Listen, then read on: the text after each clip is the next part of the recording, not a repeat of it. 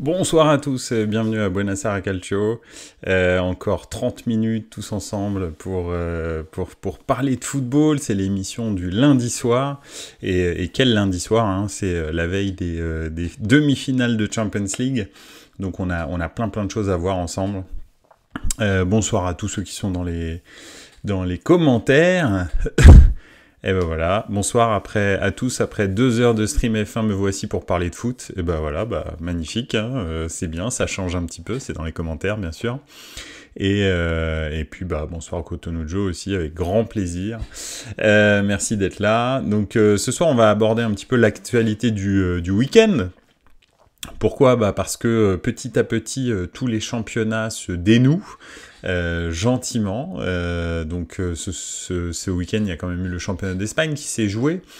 Le championnat d'Angleterre qui s'est pas définitivement joué, mais on va dire que Manchester City a pris une option vraiment décisive sur le titre. Donc effectivement, ce sont les 2 premiers sujets du soir. Et puis ensuite, on parlera un petit peu du chassé-croisé en Serie A, mais pas que.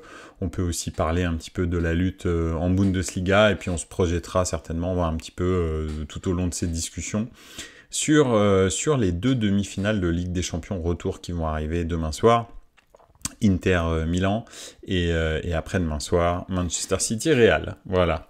Écoutez, en tous les cas, ça fait plaisir encore une fois de discuter avec vous de football pendant 30 minutes. On va commencer avec le Barça champion. Le Barça, je ne sais pas si vous avez regardé, mais le Barça champion ce week-end sur la pelouse de son ennemi juré, l'Espagnol Barcelone. Hein. Vous savez que, enfin, je ne sais pas si vous savez, mais il y a un antagonisme bien sûr sportif parce que c'est les 2 clubs de la ville, mais pas que. Il y a aussi un antagonisme politique entre l'Espagnol Barcelone et le Barça.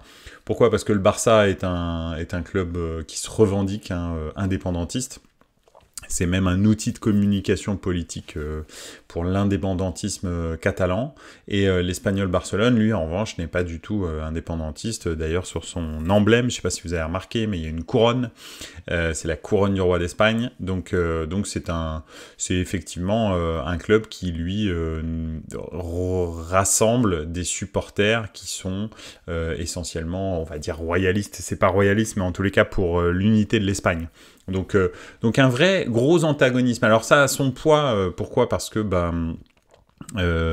hier, je sais pas si vous avez vu, mais après la victoire large du Barça, 4-2, ils ont fêté un petit peu, pas longtemps, 5 minutes, le titre sur le terrain, en rond, et très rapidement, les supporters de l'Espagnol, les supporters de l'Espagnol qui restaient, parce qu'il y en a beaucoup qui étaient partis, sont rentrés sur le terrain et ont chassé quasi violemment. Alors ils n'ont pas eu le temps parce qu'en fait les joueurs du Barça ont couru et sont allés se cacher dans le vestiaire, mais être protégés par la police. Mais effectivement, les supporters de l'Espagnol ont essayé de les chasser ont réussi d'ailleurs à les chasser de la pelouse. Donc les festivités du titre ont été très courtes. Ils ont juste eu le temps de se réunir 5 minutes au centre du terrain et les supporters de l'Espagnol les ont chassés. Donc effectivement, c'était compliqué. Alors je vois dans les commentaires que ils l'auront bien laissé célébrer leur titre hier soir en Espagne, mort de rire, oui, effectivement. Le Barça, très peu de buts encaissés cette saison. Est-ce que tu aimes le Barça ? Alors, le Barça, très peu de buts encaissés cette saison, effectivement, en 34 journées. Ils en sont à 13 buts, donc c'est un record. On en avait parlé quand ils étaient à 9 buts il y a quelques journées. C'était complètement dingue, mais même 13 buts, ça s'est jamais vu. C'est incroyable. D'ailleurs, le Barça en Espagne, on l'appelle le 1-0. Ils ont fait 25 clean sheets, et sur ces clean sheets, je sais plus combien, mais je crois qu'il y a 22 1-0, un truc comme ça. Donc, effectivement, ce Barça est un Barça pragmatique. On en avait déjà parlé dans Buenos Aires Calcio. Xavi considère qu'il ne peut pas jouer le tiki-taka avec les joueurs qu'il a. En même temps, c'est vrai que Dembélé, Rafinha, Lewandowski, sont pas des joueurs qui conservent la balle, c'est des joueurs qui vont très très vite en contre, donc il n'y a pas de... C'est vrai que c'est un peu normal au milieu du terrain.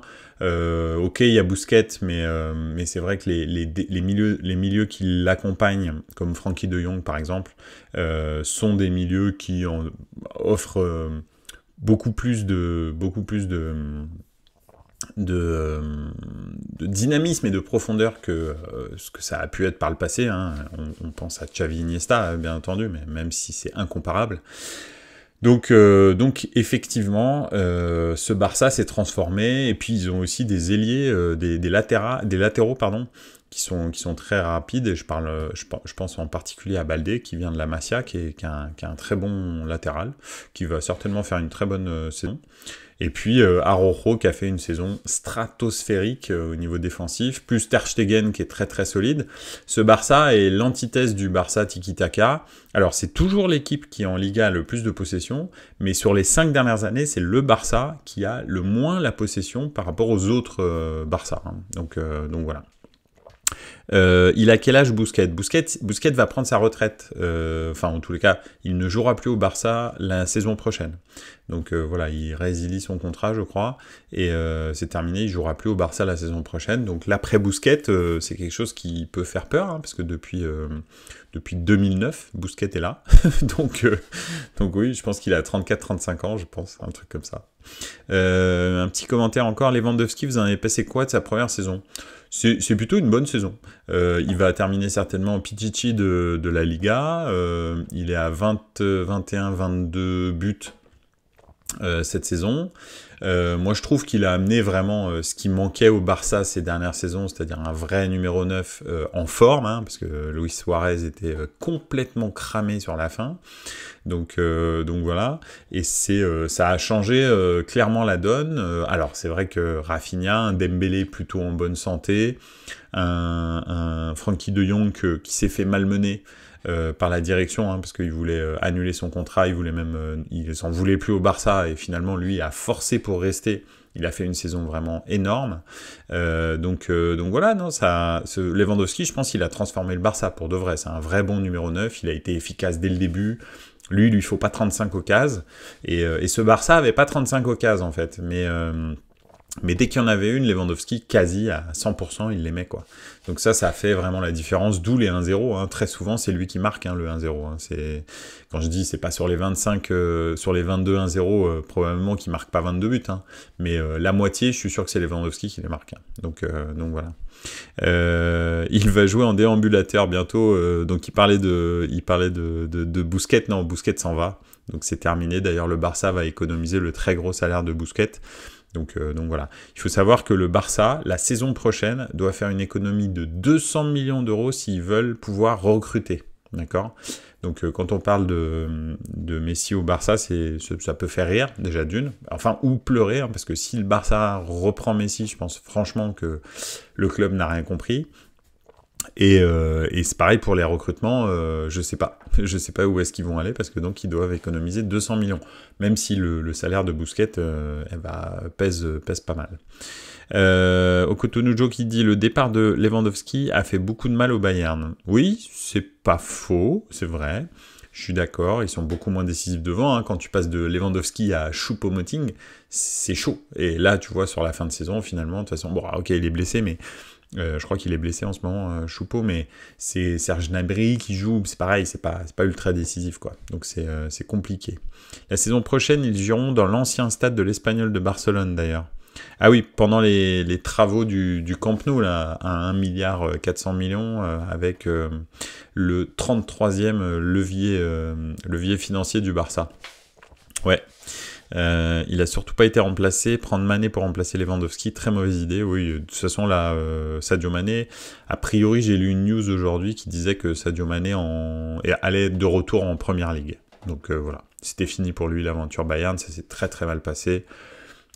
Ça peut pas aussi mal se passer avec un club comme le Barça, si c'est pas comme le Bayern, pardon, si c'est pas 50-50.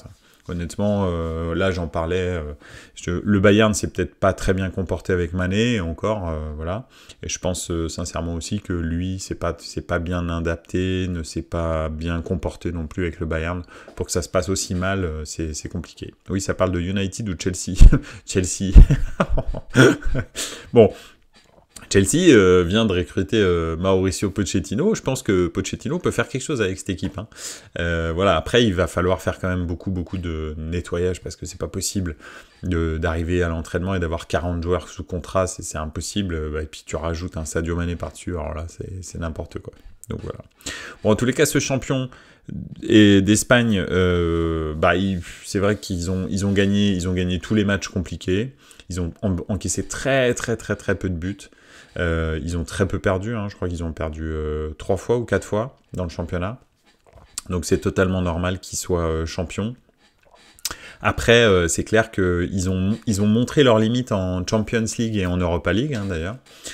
Donc faudra voir un petit peu comment est-ce que ça va se passer. Mais cet effectif, si effectivement le Barça ne peut pas recruter, à part s'ils font 200 millions d'euros d'économie, je sais pas exactement comment est-ce qu'ils vont faire pour construire un effectif plus cohérent pour la Ligue des Champions l'année prochaine, sachant qu'il y a toujours cette affaire Negreira qui est derrière et qui peut potentiellement leur péter à la figure n'importe quand et les suspendre de Champions League. Donc la saison prochaine pour le Barça, cette saison était une très belle saison, hein, ça faisait depuis 2019 qu'ils n'avaient pas gagné un titre, donc très bien. La première saison vraiment de Xavi en entier, donc très bien. Le truc, c'est que qu'est-ce que ça va donner dans le futur? Le Barça est un peu au carrefour de son avenir, là, avec Negreira, avec les problèmes financiers qu'ils ont encore, qui sont en train de régler, enfin, avec des moyens plus ou moins... bref, je vais pas me prononcer là-dessus parce que je suis pas expert comptable, mais ça m'a l'air bizarre. donc voilà, quoi. On verra bien. Forza Youth, sans oublier Nkunku à Chelsea, oui, ils peuvent pas recruter, Laporta veut absolument Messi, je comprends rien à ce club. Je pense très sincèrement que Laporta, il fait... Vous savez, au Barça et au Real, vous êtes avant tout, lorsque vous êtes président d'un club, de ces clubs-là, vous êtes avant tout un homme politique qui doit plaire à des électeurs. Donc quand vous dites vous entretenez, on va dire, un peu l'espoir autour de Messi, et puis qu'à la fin vous dites, comme il avait fait quand il s'est séparé de Messi, hein, il a dit je vais tout faire pour que Messi reste, et puis finalement à la fin il a dit j'ai fait tout ce que je pouvais, mais Messi voulait trop d'argent. J'y peux rien, il doit partir. Voilà, bon, c'est réglé. Et puis là, c'est un peu la même chose. Les supporters veulent Messi. Hein, là, il paraît, j'ai entendu dire que lors de la célébration du titre, on a entendu Messi, vous savez, cette espèce de chant là, Messi, dans les travées. Donc Messi, c'est plus qu'un juste une simple recrue, etc. C'est un symbole pour ce club. Donc c'est vrai que le président peut pas dire non, il y aura pas Messi et puis c'est tout, sinon il se prend une motion de censure et bisous, bonne journée. Donc il est obligé un peu de faire de la politique, quoi. Donc voilà. Au PSG, c'était plutôt les sifflets qu'on a entendus. Ouais, Messi, il a pas forcément tout bien fait au PSG, honnêtement. C'est un très grand joueur, il n'y a pas à discuter. Mais il a pas tout bien fait au PSG. Donc bon, bref. Il a même pas fait grand-chose, à vrai dire, si on regarde bien. Donc, en même temps, il était juste là pour se maintenir aux formes. Hein. Il est venu pour le centre d'entraînement au Redou, lui. Hein. C'est tout ce qu'il a fait. Hein. Le but, c'était juste de se préparer pour la Coupe du Monde. Donc, voilà. Il l'a fait. Maintenant, il s'en va. C'est fini. Enfin voilà pour ce Barça, un Barça avec beaucoup de points d'interrogation, en tous les cas pour moi, pour la saison prochaine. Quels moyens, quel effectif, est-ce qu'ils seront sanctionnés de Champions League ou pas? Est-ce qu'ils seront sanctionnés en Liga? Est-ce que la Liga va vraiment leur mettre des bâtons dans les roues pour continuer à se renforcer, à se développer? Ça va être un début de saison vraiment intéressant du Barça. Donc voilà, j'ai hâte de voir ça.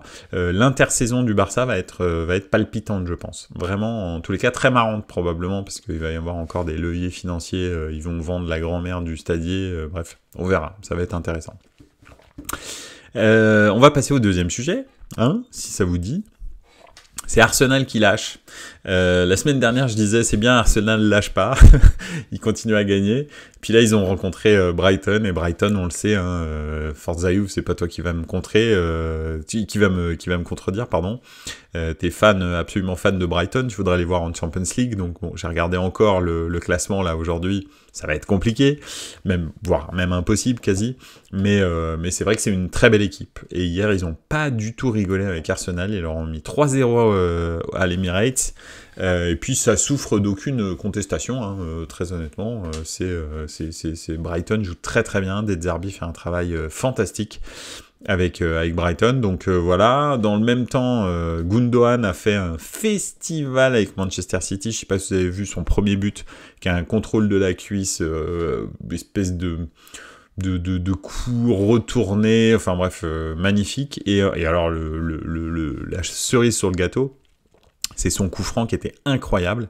Donc voilà, Gundogan, il a fait à peu près tout. Bon, Erling Haaland a marqué un but, hein, bien sûr, parce que bon, il n'y a pas de match sans but de Erling Haaland à Manchester City.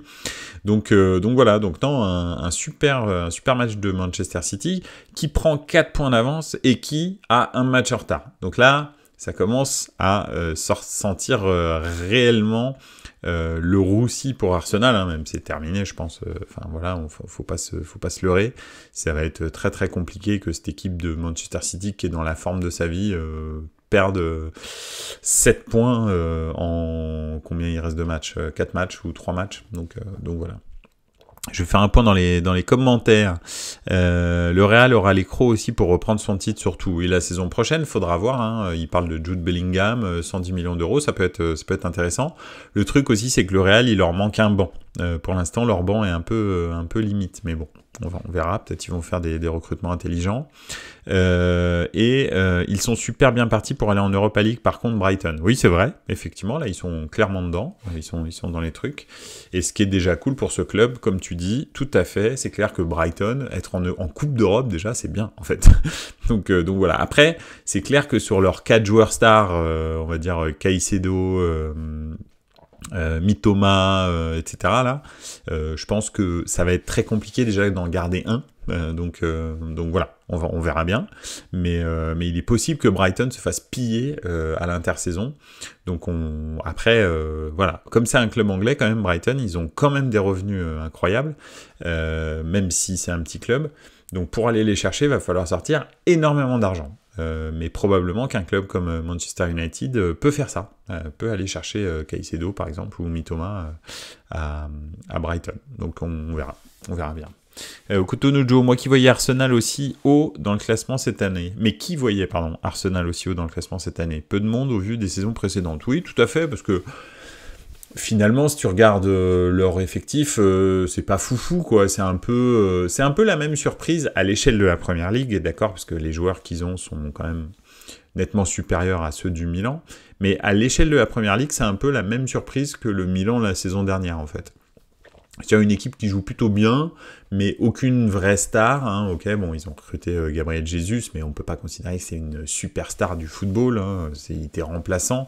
Il était remplaçant à Manchester City. Donc voilà, mais effectivement, ils ont une vraie identité de jeu en tous les cas. Il y a beaucoup de joueurs qui ont surperformé. Est-ce qu'ils le feront la saison prochaine? Bah, on verra. Je pense quand même qu'ils ont besoin de renforts pour l'année prochaine, pour continuer à être en Champions League, et puis pour bien performer en championnat, mais aussi en Champions League. Donc voilà, effectivement, il va falloir quand même recruter des bons joueurs, et puis continuer à avoir cette identité de jeu, s'appuyer sur les points forts de cette saison, mais peut-être amener un petit peu d'expérience à cette équipe. Je pense que ce serait intéressant. Qui voyait Newcastle et United aussi haut. Ouais, alors un peu plus, je trouve. C'était moins des surprises. Newcastle, ça travaille très très bien. Moi personnellement, je suis pas surpris qu'ils soient dans les 4 premiers. Je m'attendais à ça parce que c'est vraiment un projet cohérent. Ils ont des bons renforts, ils ont des joueurs d'expérience. Ils ont aussi des joueurs jeunes qui sont très très forts. Voilà. Donc, moi ça me surprend moins. United a le potentiel pour le faire, très clairement, on le sait tous, ils ont des bons joueurs, ils ont quelques joueurs qui sont un peu bizarres, mais je pense à Maguire et Martial, par exemple, mais sinon, ils ont des bons joueurs, ils s'étaient bien renforcés, les 4 premiers, c'était pas fou. C'est vrai que ceux qui ont vraiment surpris, c'est Chelsea. Chelsea, vraiment, c'est surprenant. Liverpool aussi, c'est vraiment surprenant. Plus que le fait que Newcastle et Manchester soient dans les 4 premiers, c'est plutôt le fait que Liverpool et Chelsea se soient effondrés qui est surprenant. Tottenham, j'en attendais pas moins, ils sont à leur place, donc voilà. Arsenal, oui, c'est vrai, a surperformé, et je pensais voir soit Chelsea, soit Liverpool à la place d'Arsenal. Moi, c'était un peu ça que j'aurais imaginé. Voilà. C'était plutôt ça, et puis c'est vrai que quand on a commencé à voir le recrutement de Chelsea, je me suis dit, ah ouais, ça peut être quand même assez fou, cette équipe, et puis finalement, en fait, ça a fait pchit, donc voilà. Ouais. En tous les cas, bon, Arsenal, c'est dead, hein. City prépare en tous les cas son match de façon incroyable, hein, contre le Real, donc on va voir. Le Real, franchement, bon, alors Camavinga s'est un peu blessé, mais le Real a gagné 1-0, enfin rien de spécial. J'ai entendu parler d'un problème de remplacement qui pourrait leur faire perdre leur match contre Getafe sur tapis vert, mais ça, j'ai pas trouvé de confirmation, et puis pour l'instant le résultat est entériné. Donc après, il faut voir si Getafe porte réclamation ou pas, mais parce que s'il n'y a pas de réclamation de Getafe, il n'y aura pas d'enquête. Donc voilà, mais c'est vrai que je crois qu'ils ont fait rentrer puis sortir, puis re-rentrer. Non, oui c'est ça. Un joueur lors du match, et il paraît que ça pourrait leur faire perdre le match sur tapis vert, ce qui, enfin, je veux dire, c'est pas très grave. Ils sont repassés 2e devant l'Atlético. Si ce match ils le perdent sur tapis vert, ils sont 3e. Bref, ça change rien. Donc voilà. Alors, Forza Juve qui dit Liverpool, le retour de Luis Diaz leur a fait du bien, c'est vrai, en mettant une équipe B, le Real. Oui, alors, 2 choses différentes. Effectivement, le retour de Luis Diaz, ça a donné beaucoup de dynamisme à l'équipe et beaucoup de profondeur qui n'avait plus. Hein. Les joueurs de Liverpool sont cramés. Je pense que le système Klopp, tous ceux qui ont passé quelques années avec Klopp sont éteints, et c'est pour ça que ça marche plus vraiment. Je pense qu'il faut vraiment changer de système, mais aussi changer les hommes. Honnêtement, je pense que là, il y a quand même un sacré paquet de joueurs qui a plus rien dans les chaussettes. Ils y arrivent plus. C'est fini. donc voilà. Donc je pense que ouais, il faut vraiment renouveler les joueurs, surtout au milieu de terrain. Leur trio du milieu de terrain c'est éteint, quoi. C'est fini. Alcantara, Fabinho et Anderson.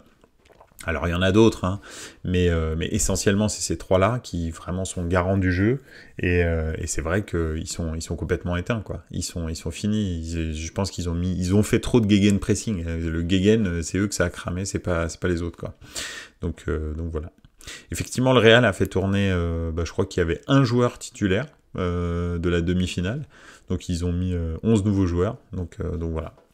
Ah, le problème du Real est qu'Asensio était déjà sorti pour Odriozola quand Camavinga s'est blessé. Du coup, Asensio est revenu sur la pelouse. Et donc, c'est Camavinga qui est finalement sorti. Ouais, c'est ça. Donc, Asensio, il était sorti, puis re-rentré, alors que Camavinga, ouais. Donc, je sais pas exactement si... parce que, en fait, ils ont, entre guillemets, annulé le remplacement de Odriozola. Mais en fait, il était déjà fait ce remplacement. Donc, Odriozola est revenu sur le banc.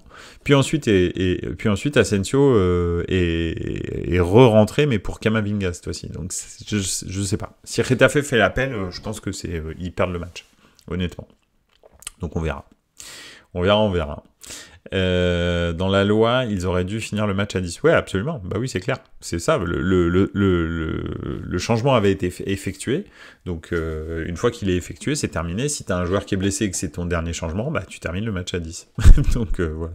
Je suis tout à fait d'accord avec toi. Donc, je pense qu'ils vont perdre le match. Sauf si Getafe comment dirais-je... et fair play, enfin c'est pas fair play parce que en l'occurrence c'est le Real qui a pas été fair play, donc Getafe ils auraient raison de porter réclamation et de gagner le match sur tapis vert. Donc voilà.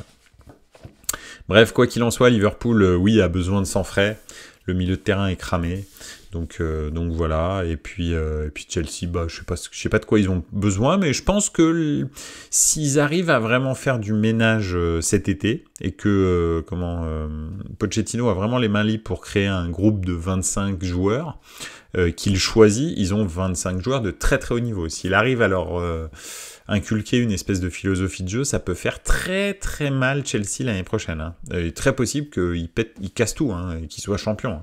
Honnêtement, c'est très faisable avec cette équipe-là. Là, c'est n'importe quoi. Là. Si tu fais bien tes choix et que tu arrives à bien structurer le groupe, ça peut vraiment être pas mal. Donc voilà, on verra bien.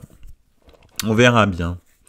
Et puis, donc ça c'est pour le championnat d'Angleterre, et puis on va terminer gentiment par la Serie A, et puis la Bundesliga aussi. Alors, très rapidement, en Bundesliga, le Bayern et Dortmund se sont répondus un peu coup pour coup, hein, avec 2 scores fleuves. Alors, Dortmund a encaissé des buts quand même, mais effectivement, le Barça a mis un 6-0 à Schalke, le Bayern, je vais y arriver, a mis un 6-0 à Schalke. Donc oui, c'était une soirée porte ouverte en Bundesliga pour les 2 leaders. Et à 2 journées de la fin, eh bien, on est à 1 point d'écart. Donc ça faisait très longtemps qu'il n'y a pas eu ce type de suspense en Bundesliga. Ça fait du bien, je pense. Est-ce que le Bayern va gagner son 11e titre d'affilée? Bah écoutez, on verra bien. Mais comme je vous le disais, je pense que ça ferait du bien à la Bundesliga si le Bayern ne gagnait pas le titre et que Dortmund gagnait le titre. Donc on verra bien. Et il y a un Bayern-Leipzig ce samedi à 18h30, effectivement. Il y a Nkunku d'ailleurs, Leipzig-Werder de Brême, je crois, ce week-end, a fait une superbe prestation avec un but, 2 passes décisives, je crois.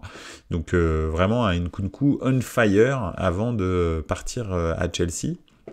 Donc peut-être il a peut-être à cœur de bien terminer en Bundesliga et de taper du poing sur la table contre le Bayern. Donc ça peut être un match qui peut faire basculer le championnat, faudra voir. Après vous savez très bien ce que je pense du Borussia, hein. Même si le Bayern se trouve là contre Leipzig, ils sont très capables de faire un match nul en bois contre je sais pas qui, hein. Ça c'est tout est possible avec le Borussia. Hein. On a l'impression qu'ils veulent pas gagner, donc c'est voilà. On revient au chassé-croisé en Serie A. Donc, en Serie A, effectivement, il y a une équipe qui flambe vraiment, c'est l'Inter, qui est dans une forme mais resplendissante, vraiment, c'est incroyable. Donc effectivement, ils ont gagné leur match contre Sassuolo. De très belle manière et avec un superbe but de Lukaku très rapidement dans le match. L'Inter surfe à l'heure actuelle sur une vague incroyable, ils jouent super bien, franchement physiquement ils sont au top, ils ont pu faire tourner en plus complètement leur effectif là pour préparer la demi-finale de retour de Champions League. Ils ont gagné 2-0 cette demi-finale, 0-2 à l'extérieur, ils reçoivent, bref, tout est ouvert, tout semble ouvert pour l'Inter. Vraiment, ça c'est le train de l'Inter. Et puis à côté, il y a le train du Milan. Alors là, c'est catastrophique. Milan a essayé de faire tourner aussi pour préparer cette demi-finale. Et alors après, un penalty refusé pour Brahim Diaz, un poteau de Tonali, je crois, plus et un autre poteau de Brahim Diaz. Finalement, ils encaissent un but, puis un deuxième, quand ils se découvrent en fin de match.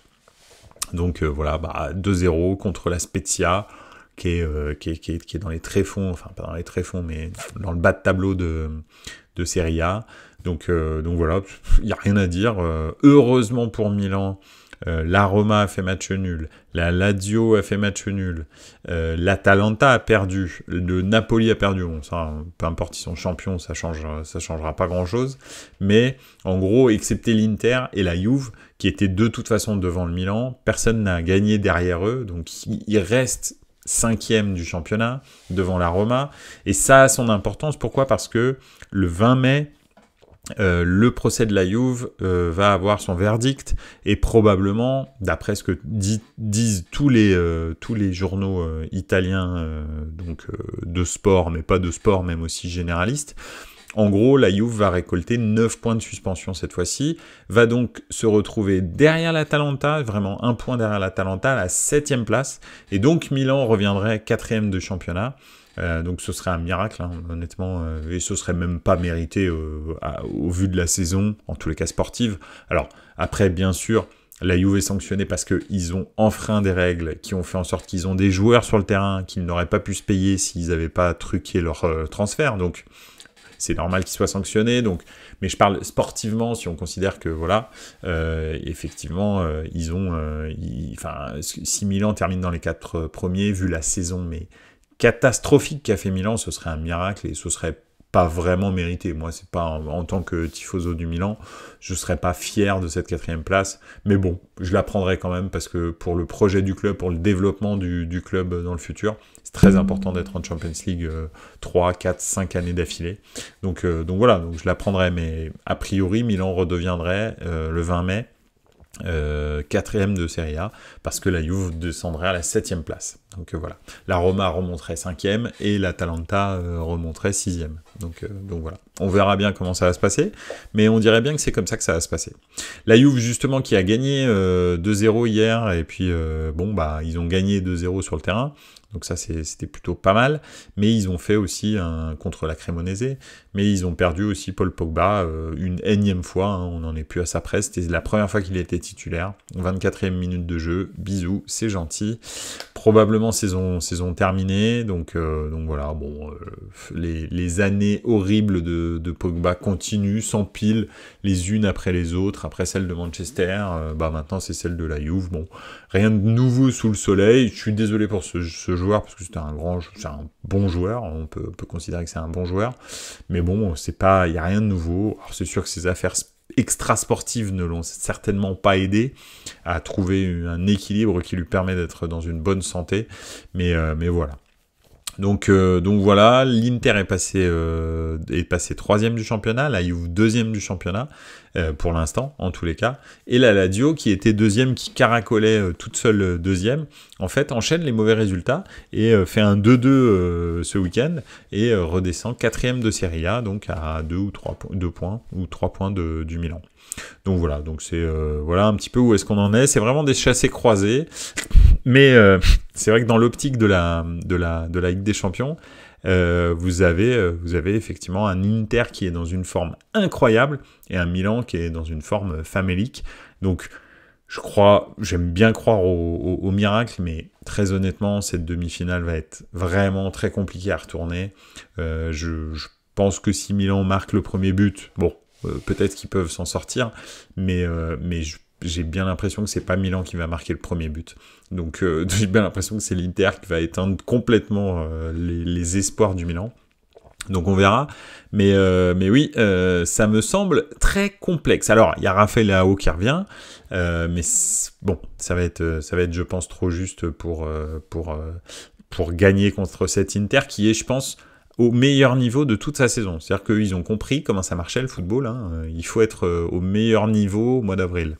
Donc voilà, c'est ce qu'ils ont fait. Avril, mai, là, ils sont on fire. Donc voilà.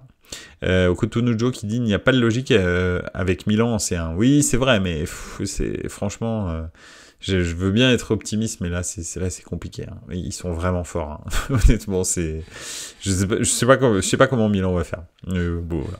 On verra bien. Dortmund jouera Augsbourg qui peut être encore relégué. Ouais, alors Augsbourg sera peut-être motivé, mais Augsbourg ils sont quand même pas terribles. Hein. Donc voilà, je pense quand même que le Bayern va un peu plus galérer contre Leipzig qui peut potentiellement encore attraper une place européenne dans les 4. Donc qui lutte pour ça en tous les cas. Donc voilà, donc je pense quand même que ça va être plus facile. Cotonujo qui conseille à Milan de manger beaucoup d'épinards. Écoute, j'espère que Stefano Pioli ce soir est en train de cuisiner des épinards. En tous les cas, effectivement, demain, voilà, ça va être, je sais pas ce que je vais faire. Je vais faire de la méditation avant le match parce que je sens que je vais passer une mauvaise soirée. Mais bon, bref, c'est comme ça. Ici, c'est Strémy. Bonjour, merci d'être là, ça fait plaisir. Léao sera là, oui, Léao sera là, effectivement. Ils l'ont pas fait jouer là pendant tous ces matchs. Pour le faire débuter contre l'Inter parce qu'il voulait prendre absolument aucun risque. Je pense effectivement que oui, ça va être je pense Alors attendez, je regarde la compo du Milan. Bon, il n'y a pas vraiment de compo pour l'instant, mais en tous les cas, Leao sera là, ouais, probablement. Donc voilà. Gli spinaci, dit Okutonujo en italien, les épinards. Gli spinaci. Donc oui, Leao sera là. Leao, il peut perturber beaucoup de choses hein, sur le bloc adverse. Il fait partie de ces joueurs comme Vinicius, comme Mbappé, par exemple, qui grâce à leur vitesse et à leur capacité d'élimination en 1 contre 1, fait en sorte que le bloc global en face de toi se déplace de 5, 10, 15, 20 mètres vers l'arrière. Qu'est-ce que ça fait ? Ça change tout dans le jeu de l'équipe adverse. C'est-à-dire que, a priori, oui, c'est ça, avec lui, le Milan a une infime chance, il ne serait pas là, ça serait mort. Ici, c'est Stremi, oui, absolument. Tout à fait, parce que, donc, c'est ce que je te disais, c'est le bloc adverse est obligé de reculer parce qu'il ne peut pas laisser 50 mètres dans son dos, comme c'était le cas là, surtout quand tu as Bastoni, quand tu as les défenseurs centraux de l'Inter qui sont pas les plus rapides et de loin, tu peux pas laisser 50 mètres dans ton dos quand tu as Léo en face de toi. En revanche, quand tu as Saelemaekers ou Messias, je vais te dire, tu peux laisser 98 mètres, c'est pas très grave, vu les gars comment ils sont à 2 à l'heure. Donc c'est vrai que ça veut dire quoi ? Ça veut dire que ton bloc est plus bas et que si tu fais des récupérations de balles, comme c'était le cas au match aller, ils étaient à peu près sur tous les ballons où ils récupéraient la balle très très vite, parce qu'ils ont fait un pressing de fou. Bah, en fait, tu le récupères beaucoup plus bas aussi le ballon. Donc derrière, il te reste beaucoup plus de mètres et en théorie beaucoup plus de joueurs à franchir avant de se présenter devant les cages. Donc ne serait-ce qu'un seul joueur, quand ce sont des joueurs hors normes, hein, comme Vinicius, Leao et Mbappé, puisque je pense que Leao est un joueur hors norme,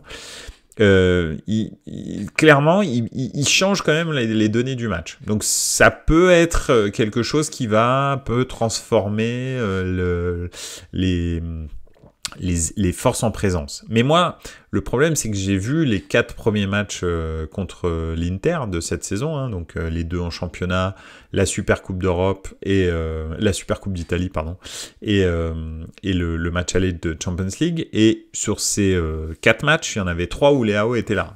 Et sur les 3, on a pris une rouste.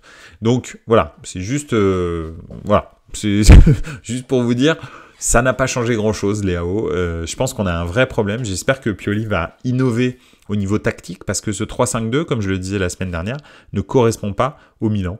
Voilà, il y a des fois des espèces de kryptonite. On va dire que le 3-5-2 de l'Inter, c'est un peu la kryptonite du 4-2-3-1 du Milan.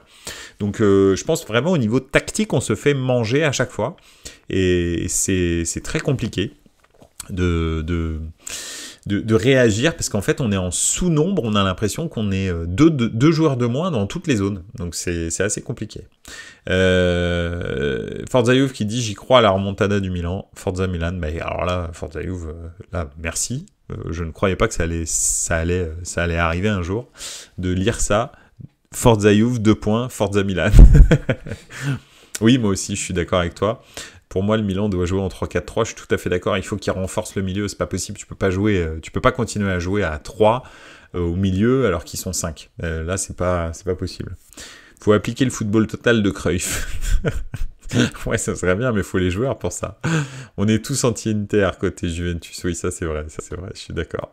Pressing à 10 sur le porteur du ballon. Ouais, voilà. Mais alors, si le porteur du ballon, il s'en sort, là, c'est du hurrah football derrière. Donc, voilà. Bon, écoutez, en tous les cas, sur ce, on va se quitter, et puis de toute façon, hein, dans 2 jours, on se revoit, enfin dans 2 jours, dans 3 jours, jeudi soir, on va débriefer ces matchs incroyables, et puis jeudi soir, en plus, il y aura les demi-finales retour de Champions League, hein, les clubs italiens sont plutôt bien tiré pour la Roma, moyennement tiré pour la Juve et pas bien tiré pour la Fiorentina. Donc on verra un petit peu aussi comment est-ce qu'on peut présenter ces matchs-là. Alors un petit commentaire derrière. Ici c'est Stremi. Tu penses pas que le fait qu'il était pas là à l'aller et que ce soit un retour de Leao, que ça peut faire la diff et créer la peur chez l'Inter?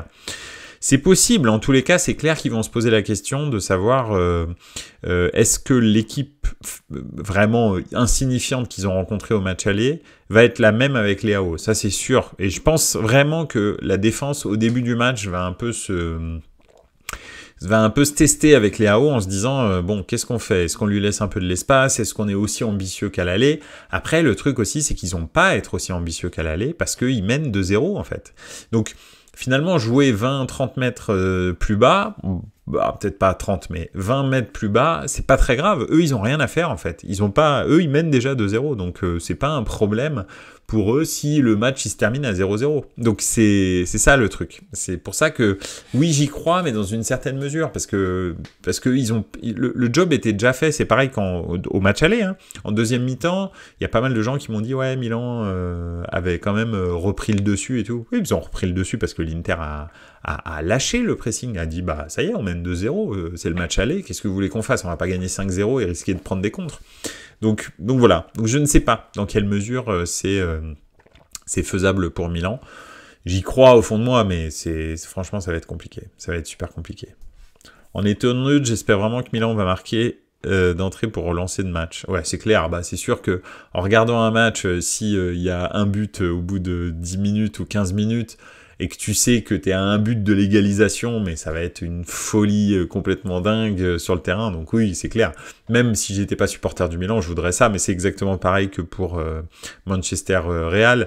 J'espère sincèrement que le Real va marquer très rapidement, comme ça va obliger Manchester City à sortir beaucoup plus et que le match parte en sucette, quoi. Donc voilà, donc c'est oui, j'espère sincèrement que ça va se passer comme ça, et d'un côté et de l'autre, pour que même si Milan perd, même si le Real perd, on vive une belle soirée. Donc voilà, ce serait pas mal. Forza You, je vois une finale Milan City, une finale Leverkusen Roma et une finale Bâle West Ham. Ouais, bah écoute, j'espère. Séville quoi? Ok. Oui, d'accord. Ok, je comprends. Séville et Romain. Ouais, bah c'est très possible. Hein. C'est très possible. J'espère, en tous les cas, que ce sera une finale Milan City, Séville, Roma et Bâle West Ham. C'est vrai que Bâle, là, la remontada qu'ils ont fait à la Fiorentina dans les dernières minutes, c'était vraiment compliqué, quoi. Donc voilà. Bon, en tous les cas, merci encore d'être là. Dans les commentaires, et puis à regarder plus tard, soit ou à écouter en podcast dans Buonasera Calcio. Vraiment, ça a été un plaisir. J'ai hâte d'être à jeudi soir pour qu'on puisse débriefer ces deux demi-finales et se projeter sur les demi-finales de l'Europa League et de la Conference League. En attendant, vraiment, je vous souhaite une excellente soirée. Profitez bien de ces deux matchs, demain et après-demain. On suit la saison de foot vraiment pour ça, pour ces moments-là. N'oubliez pas de suivre Buonasera Calcio sur les réseaux sociaux, mais aussi la chaîne YouTube de Buonasera Calcio, bien sûr la chaîne Twitch parce que vous y êtes, et puis les podcasts sur Apple Podcasts. N'hésitez pas non plus à les noter tous ces canaux. Et puis à partager à vos amis qui aiment le foot, n'hésitez pas, c'est avec grand plaisir qu'on les accueille dans Buonasera Calcio. Voilà, en tous les cas, merci beaucoup, je vous souhaite une excellente soirée, et puis n'oubliez pas, ciao les gars, ciao ciao.